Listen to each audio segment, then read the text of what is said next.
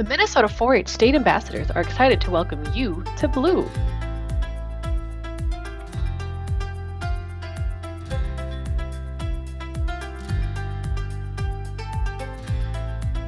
Some helpful tips to think about before you come to BLU.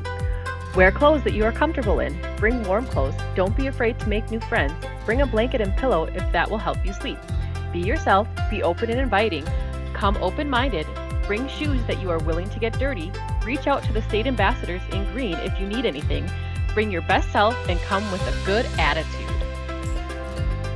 When you get to your location, follow the 4-H signs, check in, and they will tell you what to do next. If you have a medication form, bring it to the check-in desk.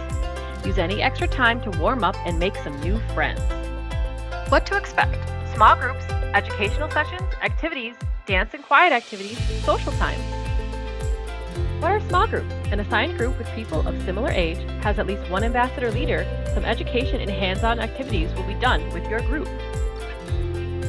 The state ambassadors can't wait to meet you.